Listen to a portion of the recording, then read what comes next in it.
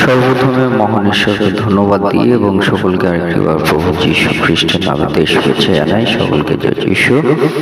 আসুন আজকে আমাদের যে আলোচনা বিষয় তা হলো যে আমরা ঈশ্বরকে ধন্যবাদ আমরা কেন দেব, সে বিষয় নিয়ে আজকে আমরা আলোচনা করব। তাই যতজন ঈশ্বর সন্তানেরা আছেন শুরু থেকে শেষ অবধি ঈশ্বর বাক্য শোনার জন্য অনুরোধ থাকলো। আসুন আমরা এই সময় ঈশ্বর বাক্য আমরা শুনি।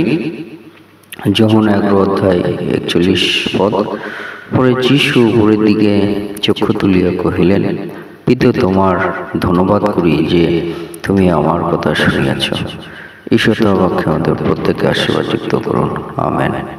স্বর্গের পিতা, আমাদের মহান ঈশ্বর, তোমার মহানামের ধন্যবাদ করি, তোমার মহানামের ধন্যবাদ করি প্রভু। তুমি আজকে আমাদেরকে এই সুন্দর দিন দেখতে দিয়েছ, আর এই দিনে তোমার চরণ তলে আমাদের জীবনকে সমর্পিত করি। তোমার পবিত্র আত্মা দ্বারা প্রভু আমাদের জীবনে পরিচালনা দাও, এবং প্রভু তোমার যে মধুর বাণী শোনার সুযোগ করে দিয়েছ, সে বাণীর মধ্য দিয়ে আমাদের জীবনে কথা বলো। প্রার্থনা প্রভু যীশু নামে চাই, আমেন। আজকে আমরা দেখি আমরা ঈশ্বর তিনি আমাদের বাক্যের মধ্যে দিয়ে কি বলেন যে আমরা কেন ধন্যবাদ আমরা দেব, ধন্যবাদ আমরা কেন দেব সে বিষয়ে আজকে আমরা আলোচনা করব। যেমন প্রভু যীশু তিনি পিতা ঈশ্বরকে তিনি ধন্যবাদ দিচ্ছেন, আর সেই ধন্যবাদ তিনি কেন দিলেন? প্রভু যীশু তিনি বলেন যে তুমি আমার কথা শুনিয়াছ, এই জন্য তো তোমাকে ধন্যবাদ দিই। আর এই ধন্যবাদ কেন আমরা দেবো?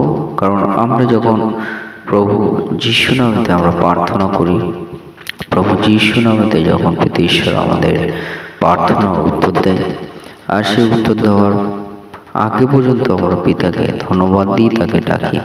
কিন্তু যখন আমরা সে প্রার্থনা উত্তর পাই, আমরা ধীরে ধীরে আমরা সেই প্রভুকে ধন্যবাদ দিতে আমরা ভুলে যাই।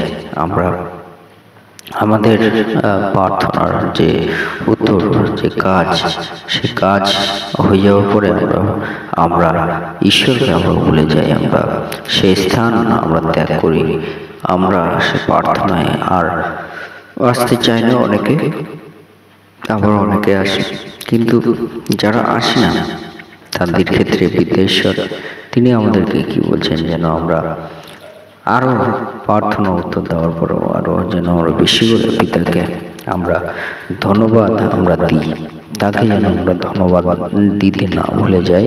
আর কেন আমরা ধন্যবাদ দেব? কারণ পিতা তিনি আমাদের প্রার্থনা উত্তর তিনি শুনেছেন, প্রার্থনা উত্তর তিনি আমাদের দিয়েছেন, সেই জন্য আমরা যেন ধন্যবাদ দিই। আর ধন্যবাদ আমাদের সেই জন্য দেওয়ার প্রয়োজন আছে।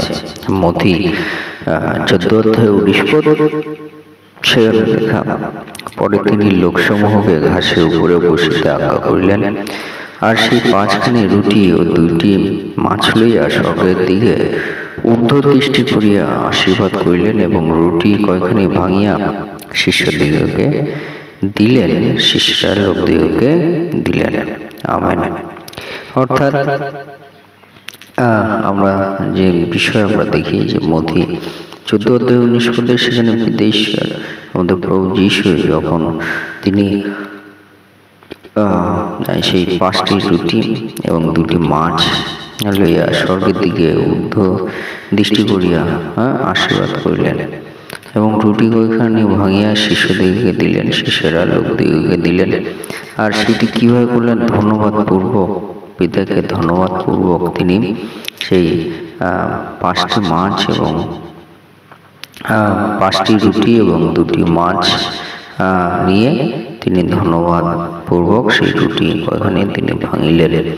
আর সেই মধ্য দিয়ে আমরা দেখি যে আমরা যেন সেইভাবে পিতাকে আমরা ধন্যবাদ আমরা দিই।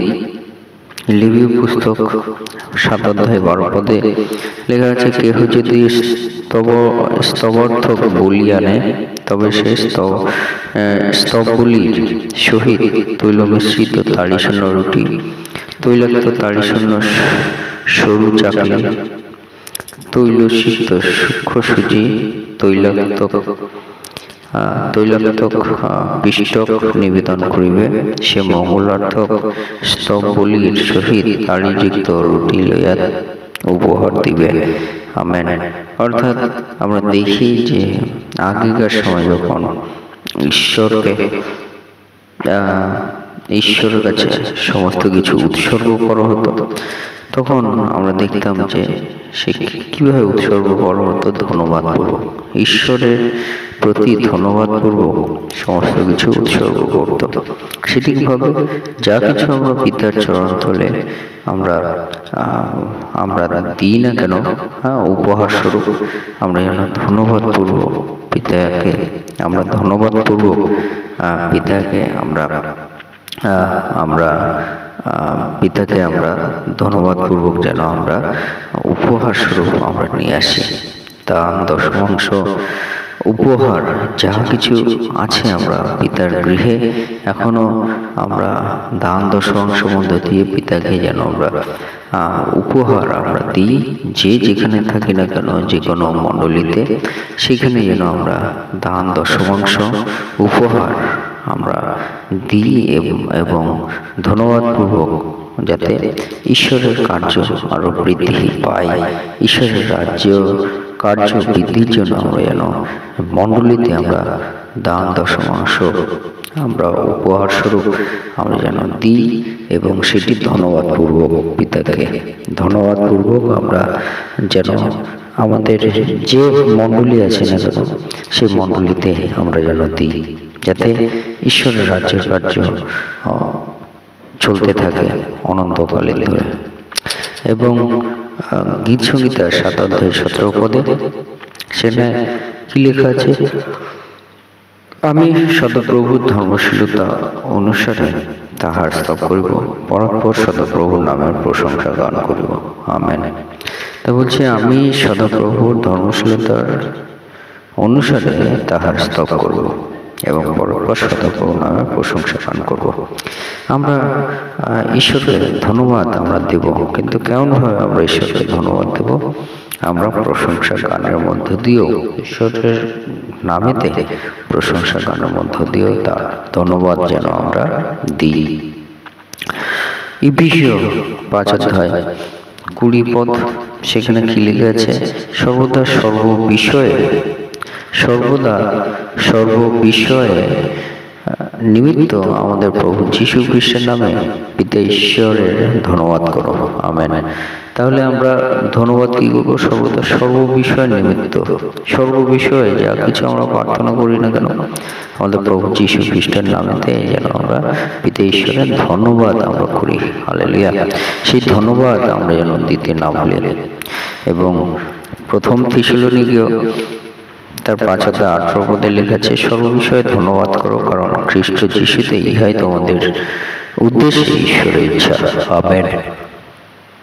অর্থাৎ আমরা ধন্যবাদ যা কিছু আমরা করি না কেন, প্রভু যীশু খ্রিস্ট নামেতে আমরা যেন পিতা ঈশ্বরের ধন্যবাদ করি। আর এটাই হলো ঈশ্বরের ইচ্ছা। সর্ববিষয়ে আমরা ধন্যবাদ করি, যে কোনো বিষয়ে আমরা আলোচনা করি না কেন, সেই বিষয়ে আমরা যেন পিতা ঈশ্বরের, আমাদের প্রভু যীশু খ্রিস্ট নামেতে আমরা ঈশ্বরকে আমরা ধন্যবাদ দিই। তাই কেমনভাবে আমরা ধন্যবাদ দেব? সমস্ত কিছু আমরা এই বাক্যের মধ্যে দিয়ে আমরা পাই। তাই আসুন আমরা ধন্যবাদ করব, পিতার চরণতলে আমাদের জীবনকে আমরা উৎসর্গকৃত করি এবং পিতার চরণতলে আমাদের জীবনকে সমর্পিত করি। সে মধ্য দিয়ে পিতা ঈশ্বর তার দেওয়া জীবন পথে চলার তিনি শক্তি দান করবেন। ঈশ্বর বাক্যে আমাদের প্রত্যেককে আশীর্বাদ যুক্ত করুন। আমেন। জয় যীশু, জয় যীশু।